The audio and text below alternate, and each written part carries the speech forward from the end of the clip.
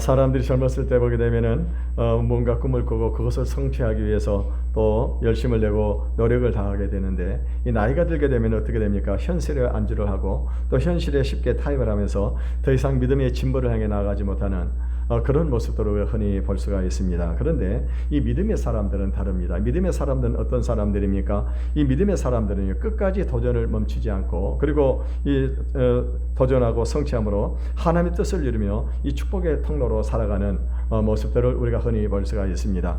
미국의 이 켄터키주에서 65세 된 할랜드 샌더슨이라는 분이 계셨습니다. 이분이 65세가 되었을 때는 그에게는 단돈 $105 그리고 다 이 고물차가 된 중고차 하나, 그거밖에 없었습니다. 이분은 한때 사업을 해가지고 성공을 하고 아주 교만한 그런 사람이었는데, 그랬는데 이분이 하나밖에 없는 아들도 죽고 그리고 또 아내도 죽고 말았습니다. 지금 남아있는 것은 뭐만 있습니까? 빈털터리가 된 거예요. 이 $105하고 그 다음에 이제 이 중고차 이 트럭 하나가 갖고 없었는데, 그럼에도 불구하고 이분이 꿈을 포기하지를 않았다고 하는 것입니다. 이분이 어느 날 이제 이렇게 길거리를 가다 중에 교회 앞을 지나가게 되었습니다. 근데 교회 앞에서 지나가게 되었는데, 이 교회 앞에서 이 찬송 소리가 들렸습니다. 그 찬송 소리가 뭐냐? 너 근심 걱정 말아라, 주 너를 지키리, 주 날개 아래 거하라, 주 너를 지키리. 이 찬송이 소리가 들리는 겁니다. 이 찬송 소리를 듣고 이분이 갑자기 눈물이 쏟아지기 시작한 거예요. 그래서 다시 이분이 신앙을 갖기 시작을 했는데, 그래서 그때부터 이분이 이 자기가 가지고 있는 특별한 재주라고 하는 것은 그 전에 식당을 경영했는데 식당도 망해버리고 다 망했는데, 이 뭡니까? 이 닭고기 요리하는 거, 이거를 이분이 이 특별한 이 재능을 가지고 있었습니다. 그래서 그때부터 이분이 하얀 양복을 입고 이 닭고기 레시피와 그리고 양념통을 들고 식당 주인들을 찾아다니기 시작을 했었습니다. 그래서 이 KFC가 시작이 되어졌는데, 그 이후로 이분은 이 95세 때까지 이제 이 KFC 왕국을 이렇게 건설하게 되는 것입니다. 그래서 전 세계 20만 마일을 여행을 하면서 이 KFC 왕국을 건설했다고 하는 것입니다. 여러분, 하나님을 믿는 믿음의 사람들이 세상 사람들과 다른 점이 있다면은 그것은 어떤 절망적인 상황 가운데서도 꿈을 포기하지 않는 것입니다. 인간이 할 수 없는 한계 상황에서도 전능하신 하나님의 역사를 믿기 때문입니다. 여러분, 믿음이 무엇이라고 생각을 하십니까? 이 히브리서 기자는 뭐라고 말씀했습니까? 히브리서 11장 1절에 믿음은 바라는 것들의 실상이요 보지 못하는 것들의 증거니라고 이렇게 말씀을 했습니다. 이 믿음이라고 하는 것은 무엇을 보는 것입니까? 믿음은 현재 상황을 눈에 보는 것이 아니고요, 이 긍정적인 눈을 가지고 미래를 바라보는 것이, 그것이 바로 믿음이라고 하는 것입니다. 그래서 11장 6절에서는 무엇을 말씀을 하고 있습니까? 믿음이 없이는 하나님을 기쁘시게 할 수가 없나니 하나님께 나아가는 자는 반드시 그가 계신 것과 또한 그가 자기를 찾는 자들에게 상 주시는 이심을 믿어야 할지니라, 이렇게 말씀을 하셨습니다. 문제는 많은 사람들이 처음에는 믿음으로 시작을 합니다. 그런데요, 끝까지 인내하지 못하고 중간에 포기하는 경우가 많이 있다고 하는 것입니다. 여러분, 아브라함은 어떤 사람이었습니까? 아브라함은요 75세 때 하나님으로부터 부름을 받았습니다. 이 하나님께서는 아브라함에게 75세가 되었는데, 그때 하나님은 무엇을 요구하십니까? 너는 본토와 아버지와 친척과 집을 떠나서 내가 내게 지시할 땅으로 가라고 하는 것입니다. 그러면 내가 복을 주어서 내가 복을 주어서 큰 민족을 이루고 내 이름을 장대케 하리니 너는 복이 될지라고 이렇게 말씀을 했습니다. 이 아브라함은요 75세가 되었을 때 하나님의 말씀을 듣고 어떻게 했습니까? 그대로 순종을 했습니다. 그래서 하나님께서 지시한 땅으로 갔는데 이 아브라함이 85세가 돼서 10년이 지나도록 하나님의 약속의 말씀은 이루어지지를 않았다고 하는 것입니다. 그래서 아브라함이 결국 생각한 것이 무엇입니까? 그 아내 사라가 이제는 이러다 후손이 끊기게 되었다. 그러니 내 종 하갈을 당신에게 줄 테니 당신이 하갈에게 들어가가지고 그래서 후손을 낳읍시다. 그래서 아내의 말을 듣고 어떻게 합니까? 거기서 이제 종과 이 종에게 들어가가지고 그러고 난 다음에 이 아들을 낳았는데, 그 아들이 누구입니까? 지금 아랍 족속의 조상인 이스마엘을 낳았다고 하는 것입니다. 그런데요, 이제 그러고 난 다음에 아브라함은 어떤 생각을 했습니까? 이제 이스마엘에게 자기의 모든 것을 다 물려주고 그리고 이제 인생을 마무리하려고 했습니다. 그런데 그때요, 아브라함이 99세 때 하나님께서 그에게 나타나시고 그에게 다시 언약을 새롭게 하시더라고 하는 것입니다. 오늘 6절에 보게 되면은요, 내가 너로 심히 번성하게 하리니 내가 내게서 민족들이 나게 하며 왕들이 내게서 나오리라, 이렇게 말씀을 하셨습니다. 그리고 이 조건으로 무엇을 요구하시느냐? 너는 내 앞에서 완전하라, 이렇게 말씀을 하고 있습니다.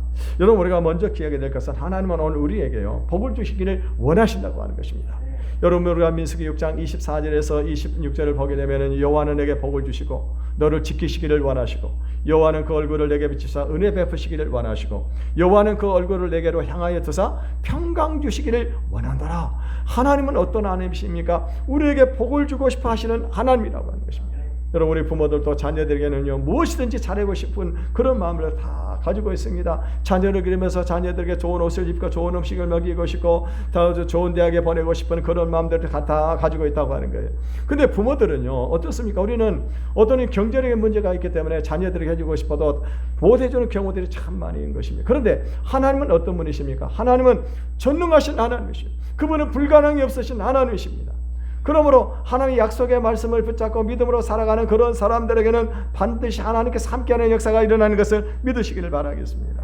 여러분, 솔로몬을 보십시오. 솔로몬이 이스라엘 나라의 왕이 되고 난 다음에, 그러고 난 다음에 하나님 앞에 1000번제를 드리고 그리고 하나님 앞에 기도를 했습니다. 1000번제를 드리고 난 저녁에 하나님 꿈에 나타나셔가지고 솔로몬에게 물어보십니다. 내가 내게 무엇을 줄고 너는 내게 구하라 라고 말씀을 했습니다. 그때 솔로몬이 무엇을 말합니까? 이 나라를 다스리기 위해서 하나님 저에게 지혜를 달라고 그렇게 기도를 합니다. 그랬더니 하나님께서 무엇을 합니까? 지혜만 주신 것이 아니라 그가 구하지 않는 부귀와 영광까지 다 주셨다고 하는 거예요. 여러분, 이것이 바로 하나님의 마음입니다. 하나님께서는요, 우리 믿음의 사람들이 이런 복을 우리 믿음의 사람들에게 복을 주기를 원하고 우리가 이 복을 누리며 살기를 원하신다고 하는 것입니다. 오늘 본문을 보면 하나님께서는 아브라함에게 나타나실 때 아브라함의 나이가 몇 세였느냐? 99세라고 말씀을 하고 있습니다. 1절의 말씀을 같이 읽어보겠습니다. 시작. 아브라함이 99세 때 여호와께서 아브라함에게 나타나서 그에게 이르시되 나는 전능한 하나님이라 너는 내 앞에서 행하여 완전하라. 아브라함이 몇 세였다고? 99세에 하나님이 나타나셨습니다. 여러분, 작년에 우리나라의 유명한 배우 한 분이 30대 여성과 교제를 하다가 아이를 임신을 했다고 하는 얘기를 들었고요. 이 아이를 낳았는지는 제가 아직 모르게 아이를 낳은 것 같아요. 여러분요, 이분의 나이가 7세 나이에 이 아이를 낳았으니까는요, 얼마나 대단한 분이십니까? 대단한 분입니다. 저쪽에 우리가 남전구에서 우리가 저쪽 교회에서 이 등반대회를 갔었습니다. 등반대회를 갔는데요, 그때요, 등반대회에서 1등을 하신 분이 누구였느냐? 김학수 집사님이라고 이 구리 초등학교 교장선생 하신 분인데 그때 당시에 73세였어요. 이분이 등반대회에서 1등을 했습니다. 젊은 세대 사람들은요, 헥헥거리면서 올라가지도 못하고 중간에서 포기하고 뭐 그런 분들이 많이 있었는데 1등부터 5등까지 하긴 제가 3등을 했거든요. 3등을 했는데 보니까 이 1등에서 5등을 저를 빼놓고는요, 전부 다 70대 이분들이 그 등반되어 가지고 그 1등에서 5등을 다 차지해버리게 된 것입니다. 여러분, 그런데 몇십 년 전까지만 하더라도요, 70까지 사는 분들이 그렇게 많지를 않았었습니다. 여러분, 고대에 아브라함이 하갈에서 몸에서 이 86세에 이스마엘을 낳았다고 하는 것은 정말 대단한 것입니다. 아주 건강한 그런 몸이었어요. 그런데 지금 이 아브라함이 지금 나이가 몇 살입니까? 99세예요. 이제는 인생을 포기할 때가 됐다고 하는 것입니다. 이 17절 이하에 보게 되면 하나님께서 아브라함의 아내 사라에게 아들이 있으리라고 말씀을 하실 때 아브라함이 엎드려서 속으로 웃었습니다. 웃으면서 하는 말이 100세 된 사람이 어찌 아들을 낳을 수 있겠냐고 하는 거예요. 내 아내도 90세인데 9세가 되는데 어떻게 자식을 낳을 수 있겠냐라고 그렇게 이 생각을 했던 사람이 바로 아브라함이었습니다. 여러분, 사람들이 나이를 먹게 되면 이 나이에 내가 무엇을 할 수 있겠나 하면서 이 젊었을 때 용기라든가 꿈이 다 사라지는 것을 볼 수가 있습니다. 그런데 우리 주변에 보면은요, 나이와는 관계없이 열심히 인생을 살아가는 사람들이 얼마나 많이 있냐고 하는 거예요. 여러분, 미국의 조 바이든 대통령이 몇 년생인 줄 아세요? 1942년생입니다. 대통령이 당선될 때 나이가 몇 살이었느냐? 80세였어요. 지금 우리나라 나이로 81세입니다. 여러분요, 이렇게 이 나이 관계없이 이 비전을 가지고 살아가는 사람들이 얼마나 많이 있는지 모르는 것입니다. 제가 오래전에 강도사고시를 준비할 때 했는데요. 도서관에 공부를 하신 분 중에 머리가 하얀 할아버지가 한 분이 계시더라고요. 제가 궁금해가지고 그래서 가까이 가서 이분 도대체 이 나이에 무슨 공부를 하고 계시는가 하고 가까이 가봤어요. 그랬더니 부동산 중개사 자격증을 따려고요. 그 할아버지가 머리가 하얀 할아버지 한 70이 넘으신 분인데 공부를 하고 계시더라고요. 여러분 우리 교회 심상호 장로님 올해 87세입니다. 우리 이하버 권사님하고 나이가 동갑이신데 우리 교회 오시기 전까지만 하더라도 사업을 하시면서 서울에다가 이 사업장에다가 그 평화교회라고 하는 교회를 설립을 하셨어요. 그래가지고 거기 직원들하고 같이 그 교회를 설립해가지고 이 예배를 드리셨어요. 우리 장로님이 저렇게 연세가 되셨음에도 불구하고 지금도 이 경제 활동을 가지고 계시고 이 복음에 대한 비전을 가지고 계신 분이에요. 우리 과장님 정말 대단한 분이십니다. 우리 이하분 권사님 보세요. 우리 이하분 권사님 지금도 87세인데 지금도 수영장에 다니시는데 젊은 사람들 못지 않잖아요. 제가 몇 년 전에 장 권사님이 그 스타렉스에서 이렇게 내리시는데 스타렉스 펄쩍 뛰어 내리시더라고요. 제가 깜짝 놀랐어요. 권사님 괜찮으세요? 그랬더니 여전히 수영을 하고 있기 때문에 건강하다고 하는 거예요. 우리 권사님 아주 건강하시잖아요. 여러분 나이와 관계없이 살아가시길 바라겠습니다. 하나님께서 꿈을 주시는 사람들은 나이와 관계가 없는 거예요. 그걸 믿으면 어떻게 합니까? 그 꿈이 이루어지게 된다고 하는 것입니다. 그런데 나이는 아브라함은요 자신의 한계를 알았습니다. 그 나이가 99세라고 하는 거예요. 이미 몸이 늙었습니다. 살아도 경수가 끊겼습니다. 그런데 어떻게 아이를 낳을 수가 있습니까? 그래서 18절에 보게 되면 아브라함은요 여종의 몸에서 태어난 이스마엘이나 하나님 앞에서 살기를 원합니다 라고 그렇게 얘기를 하는 겁니다. 그런데 하나님께서는 아니라고 말씀을 하세요. 사라의 몸에서 아들이 태어날 것이고 그와 영원한 언약을 세울 것이고 그 후손에게 영원한 언약이 되리라고 말씀을 하셨습니다. 그러면 여러분 우리가요 아무리 환경이 열악하고 나이가 먹었다고 해서요 또 자신은 무능하기 때문에 할 수 없다라고 생각을 해서는 안 되는 것입니다. 하나님께서 하시면 얼마든지 가능한 거예요. 중요한 것은 뭐냐면 내가 믿음으로 하나님 앞에 나를 내어드리는 겁니다. 하나님 앞에 나를 믿음으로 내어드리기만 하면 하나님께서 나를 사용하시는 거예요. 내가 하나님 앞에 믿음으로 나아가기만 하는 것을 합니까? 나를 통해서 하나님의 능력이 나타나는 것을 믿으시길 바라겠습니다. 먼저 하나님께서는요 이 아브라함의 이름을 바꿔 주십니다. 4절에서 5절을 읽어보겠습니다. 시작. 보라 내 언약이 너와 함께 있으니 너는 여러 민족의 아버지가 될지라. 이제후로는 내 이름을 아브라함이라 하지 아니하고 아브라함이라 하리니 이는 내가 너를 여러 민족의 아버지가 되게 함이라. 원래 아브라함의 이름은 아브람이었었습니다. 여러분 우리가 생각할 때 아브라함이나 뭐 그게 그거 아니겠는가 생각을 하게 되는데 여기는 이름의 뜻이 있습니다. 아브라함이라고 하는 것은 어떤 의미를 가지고 있는가? 높임을 받는다고 하는 그런 의미를 가지고 있어요. 높임을 받는 아버지, 아브라함이라고 하는데 아브라고 하면 아버지라고 하는 뜻을 가지고 있고요. 람은 높임을 받다고 하는 그런 뜻을 가지고 있습니다. 그런데 아브라함이라고 하는 말은 어떤 의미를 가지고 있습니까? 열국의 아버지라고 하는 거예요. 열국의 아버지. 또 이 많은 민족의 아버지라는 그런 뜻을 가지고 있는 것입니다. 여러분 우리가 이름을 바꾼다고 하는 것은요 이 상징적인 의미가 있습니다. 그래서 그 사람의 그 이름은 어떻습니까? 그 사람의 운명, 그 사람의 아이덴티티, 또 어떤 그 사람의 목적, 그 사람의 사명, 이런 것이 그 사람 이름에 담겨 있다고 하는 것입니다. 그래서 그 사람의 이름을 바꾼다고 하는 것은요 그 사람의 운명을 바꾼다고 하는 그런 의미가 있는 것입니다. 그래서 그 사람에게 새로운 사명을 부여해야 하는 것이고 인생의 목적이 달라지는 것을 말하는 것입니다. 여러분 사람이 지금 아브라함은 스스로 자기 이름을 바꾼 것이 아니고 누가 바꿔줬어요? 하나님께서 그 이름을 바꿔주셨습니다. 여러분 이 스탈린을 아시죠? 스탈린은 원래 이름이 루가슈빌이었습니다. 루가슈빌. 그런데 이 사람이 정치에 입문을 하면서 자기 스스로 자기 이름을 바꿨어요. 그래서 Man of Steel이라고 하는 그런 뜻을 가지고 이 스탈린이라고 그랬어요. 다시 말하면 강철 같은 사나이, 강철 같은 사람이 되어야 되겠다. 그래서 스탈린이라고 이름을 바꾼 것입니다. 여러분 성경에 보게 되면요 이름을 바꿔준 예가 몇 군데 더 있습니다. 그거 뭡니까? 야곱의 이름을 이스라엘이라고 바꿨어요. 이스라고 하는 말은 어떤 의미가 있습니까? 이 남자라고 하는 뜻을 가지고 라라고 하는 대하다, 대적하다 이런 뜻이 있고요. 엘이라고 하는 말은 어떤 하나님이에요. 그러니까 이 야곱은 어떤 사람입니까? 하나님과 대적했던 사람, 하나님과 씨름했던 사람이라고 하는 그런 의미를 가지고 있어요. 그다음에 또 이 신약 성경에 보면은 이 예수님께서 시몬의 이름을 뭐라고 바꿔주셨어요? 베드로라고 바꿔주셨잖아요. 이 베드로는 어떤 의미를 가지고 있습니까? 반석이라고 하는 그런 의미를 가지고 있습니다. 그런데요 신약 성경에 보면은요 하나님께서는요 우리 이름도 바꿔주셨어요. 여러분 디모데전서 6장 1절에 보게 되면은요, 거기 보면은 이 사도 바울은 디모데를 향해 가지고 뭐라고 부르고 있습니까? 너 하나님의 사람아, 너 하나님의 사람이라고요.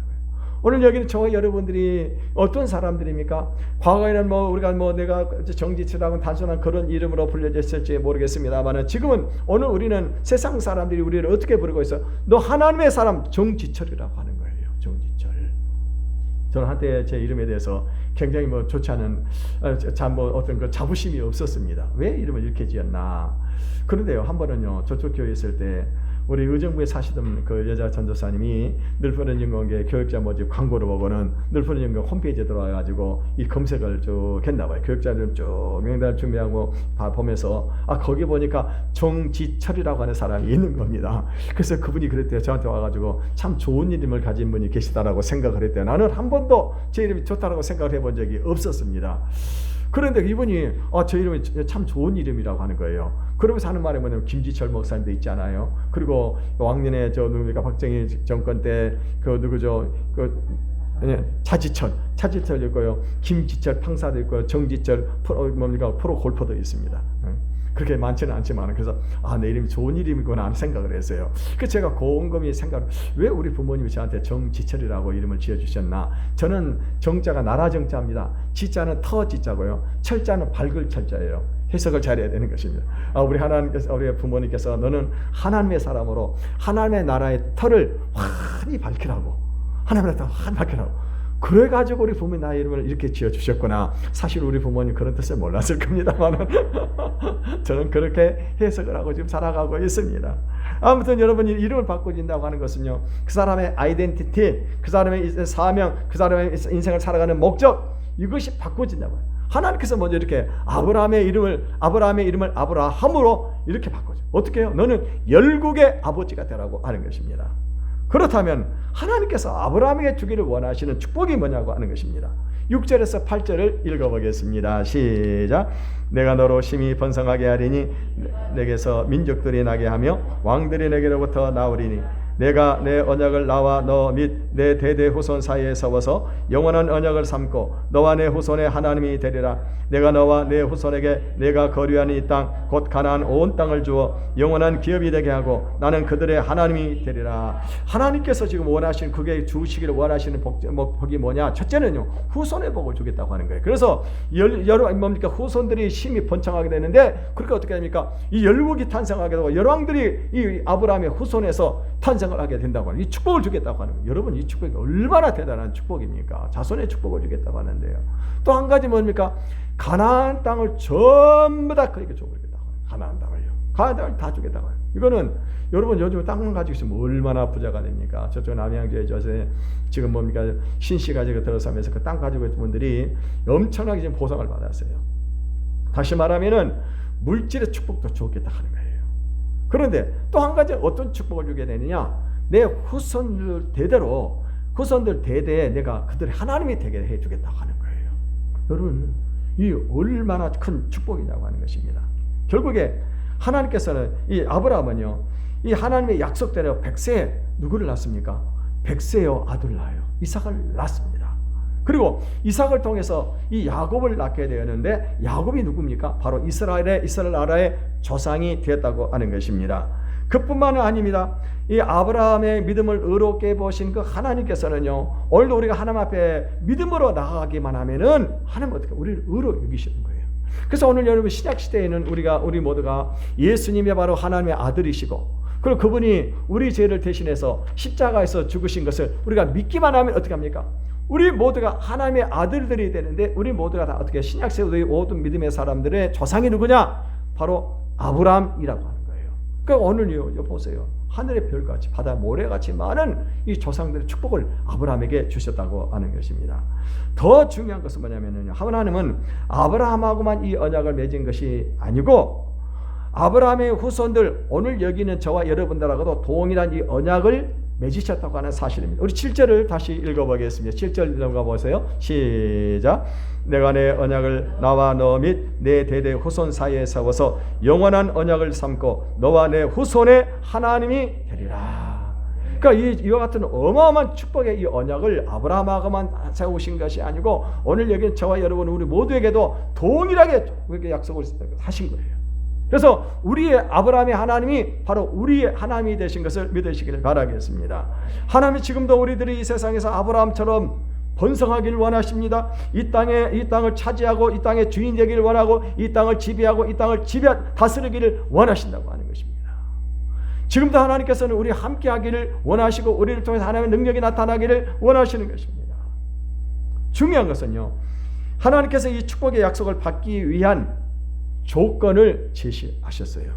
그 조건이 뭐냐? 우리 1절 하반절을 읽어보겠습니다. 1절 하반절 시작. 나는 전능한 하나님이라 너는 내 앞에서 행하여 완전하라. 하나님이 지금 아브라함에게 무엇을 말씀하고 나는 전능한 하나님이라고 하는 거예요.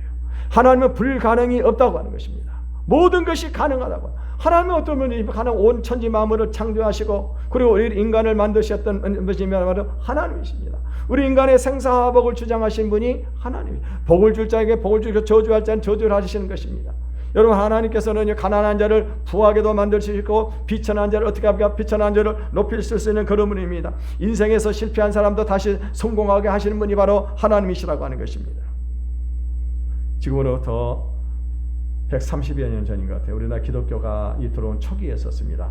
아펜젤러 선교사님이 이제 이 정동에다 교회를 세우고 배지학당을 세웠습니다. 그리고 이분이 이제 전도를 하기 시작을 했는데 그때요, 이 상인 한 사람이 가서 복음을 전했습니다. 상인이라고 하는 것 장사하는 사람을 말하는 것이 아니고 당시에는 양반과 상인으로 나눠지는 그런 시대였기 때문에 상놈입니다. 이 사람의 이름이 김형택이라고 하는 사람인데 이 사람에 가서 복음을 전했더니 이 사람이 예수를 곰곰 생각하고 예수를 믿겠다고 하는 것입니다. 근데 이분이 그래서 이제 아펜젤러 선교사님이 자기의 보조로 쓰려고 월급을 주고 그리고 이 사람은 자기를 쓰려고 했는데 그를 모르는 거예요. 그래서 이 잡부로 쓰기를 했습니다. 근데 이분에게 딸이 넷이 있어요. 딸이 넷이 있는데 그 중에 세 번째 딸이 김점동이라고 하는 딸이 있었습니다. 이 딸은 이제 아펜젤러 선교사님이 스크레더 선교사님한테 이 딸을 보내 소개를 시켜주었어요. 이 스크레더 선교사님이 당시에 감리교 선교사님으로 오셔가지고 이분은 여성 교육에 관심이 있던 그런 분이었습니다. 그래서 지금의 이화여자대학교 전신인 이화여고 이화학당을 세우신 분이 바로 이 스크레더 선교사입니다. 당시에는요, 한국 사람들이 얼마나 미개했는지 서양 사람들에게 이 글을 배우지를 못하게 했었어요. 그러는데도 불구하고 이제 이화학당에 가가지고 이분을 공부를 가르치게 했었습니다. 그때 당시에는요, 이제 등록금을 내고 공부를 하는 것이 아니고 이 선교사들이 어떻게 했습니까? 거기서 배우는 그런 사람들에게는요, 용돈도 주고 그리고 먹여주고 그리고 옷도 사입혀주고 그러면서 공부를 시켰어요. 그래가지고 이 김점동이라고 하는 이 셋째 딸이 이제 거기서 공부를 마치고 그러고 난 다음에 세례를 받았습니다. 그러고 난 다음에 이 선교사님이 미국에 유학을 보내줬어요. 그래가지고 그곳에서 이제 남편과 결혼해가지고 살았는데 이 남편이 이분이 이 한국에서는 이제 김에스더였는데 남편이 박씨여가지고 박에스더로 바뀌게 됩니다. 근데 남편이 얼마 있다 죽어버려요. 근데 거기서 이분이 미국에서 의학 박사가 되었어요. 그래서 한국으로 돌아왔습니다. 이분이 바로 우리 한국의 최초의 의학 박사가 의사가 된 거예요. 그래서 이분이 우리 감리교에서 잘 모르지만은요, 이 박에스더라고 하면은 감리교에서는 아주 유명한 분입니다. 우리 장로교 여전도회 같은 이 분여회 활동을 하시면서 이 감리교 부흥에 엄청나게 크게 쓰임을 받았던 분이 바로 이분이었다고 하는. 보세요, 하나님께서 복을 주신 그런 이 아주 비천한 그런 신분이었지만 그 축복을 해주시니까 어떻게 합니까? 우리나라 최초의 의사가 된 거예요. 최초의 이 엄청난 축복을 받게 했다고 하는 것입니다. 이것이 믿음의 사람들에게서 일어나는 일입니다. 이것이 정상이에요. 이거 정상입니다. 오늘 하나님께서 아브라함에게 이 엄청난 축복의 언약을 하시고 아브라함에게 딱 요구하신 것이 딱 하나가 있어요. 그게 뭡니까? 너는 내 앞에서 행하여 완전하라, 이렇게 말씀을 하고 있습니다. 완전하라. 여러분, 예수님께서도요, 마태복음 5장 48절에 보게 되면 무엇을 말씀을 하고 계십니까? 너희는 하늘에 계신 내 아버지 온전하신 것 같이 너희도 온전하라 말씀을 하고 계세요. 여기서 완전이라고 하는 말은 히브리어로 탐임이라고 하는 그런 말이고요. 그 다음에 온전이라고 하는 말은 히브리어로 텔레이오스라고 하는 말입니다. 같은 뜻입니다. 온전이라는 말은 같은 뜻이에요. 이건 어떤 데 사용하는 것이냐? 이 제사를 드릴 때 희생 제물이 흠이 없이 없는 것을 말하는 것입니다. 그리고 또 이거 여호와께 전적으로 헌신한다고 하는 그런 의로움을 말하기도 하고요. 성숙한 또는 성장한 이런 뜻으로 우리가 번역이 될 수 있습니다. 아무튼 여러분 우리가 하나님 앞에서 하나님은 우리에게 온전을 요구하시고 완전을 요구하신다고 하는 것입니다. 그런데 생각해 보세요. 우리가 하나님과 같은 그런 영원한 그런 분이 아니고 우리는 완전할 수가 없어요. 우리가 어떻게 완전할 수 있겠냐고 하는 것입니다. 여러분 우리 주변에 보게 되면 자녀들은 뭐 실수도 하지 않고 그리고 뭐 이렇게 이 잘못도 저지르지 않는 그런 완전한 아이로 기르려고 하는 그런 분들이 있습니다. 그래서 자녀들이 만약에 뭐 실수를 하거나 아니면 잘못을 하게 되면은요 그냥 뭐 심하게 뭐 매를 때린다거나 나무라기도 하고 어떤 가서 광에다 가둬버리는 그런 사람들이 있게 되는데, 이런 부모 밑에 자란 자녀들은 어떻게 되느냐, 나중에 이 심각한 이 강박관념이 생기게 되는 겁니다. 그래가지고 어떻게 해요? 자기 자신 실수할 때 자기 자신 용서를 못하는 겁니다. 뿐만이 아니라 다른 사람이 실수하는 것도 못 봐줘요. 그러니까 이런 사람들은 아주 옹졸한 그런 사람이 되고 만다고 하는 거예요. 오늘 하나님께서 우리에게 완전하라고 하는 말씀은 무엇입니까? 무한성을 가지는 하나님의 완전과는 달리 그런 완전을 지향하는 노력을 하라고 하는 말씀이에요. 그러므로 우리들이 하나님의 뜻을 깨닫고 부족하지만 그 완전을 향해서 나아가는 것입니다. 나는 할 수 없다고 포기하는 것이 아니라 하나님 기뻐하시는 일을 해보라고 하는 것입니다. 완전하지 않지만 한번 노력을 해보라고 하는 거예요. 여러분 우리는 뭐 교회에서 설교를 듣거나 어떻게 합니까? 그것은 교회에서 목사님이 하는 설교지 우리 실제 삶 속에서는 그대로 살 수 없다라고, 현실과는 다르다라고 그렇게 말을 하는 그런 사람들이 얼마나 많이 있냐고 하는 거예요. 그러나 그렇게 하지 말고 한번 도전을 해보라고 하는 거예요. 시도를 해보라고 하는 겁니다. 주일날 교회 오고 싶으면 오고 말고 싶으면 말고, 친구들과 약속이 있으면 거기에 우선순위를 그렇게 하지 말고 온전하게 주일을 성수 한번 해보라고 하는 거예요. 온전하게 해보라. 11조도 적당하게 드리지 말고 온전하게 한번 드려봐라고 하는 거예요. 온전하게 드려봐라. 또 여러분 기도도 마찬가지입니다. 여러분 새벽 기도가 얼마나 어렵습니까? 처음부터 뭐 새벽 기도 이렇게 훈련되지 않으면은 안 되는 거예요. 그럼에도 불구하고 어떻게 합니까? 해보는 겁니다. 안 되면 자다가 일어나서 가려고 해도 못 갔으면은요, 그 시간만 해야 됩니까? 일어나는 대로 와서 교회를 또 오는 겁니다. 늦더라도 와서. 그래서 어떻게 합니까? 하나님 앞에 기도하면서 하나님과 깊은 교제를 하는 거, 그리고 영적인 생활을 해보라고 하는 거예요. 여러분 전도도 봉사도 마찬가지. 안 된다고 생각하지 말고 한번 해보라고 하는 거예요. 한번 완전을 향해서 지향해서 나아가보라고 하는 겁니다. 해보라고 하는 거예요. 우리는 부족하기 때문에 완전할 수 없지만 한번 해보라고 하는 겁니다. 하나님께서 지금 아브라함에게 이 같은 명령을 주신 이유는 뭐냐면은 다시는 인간적인 방법으로 실수하지 말라고 하는 거예요.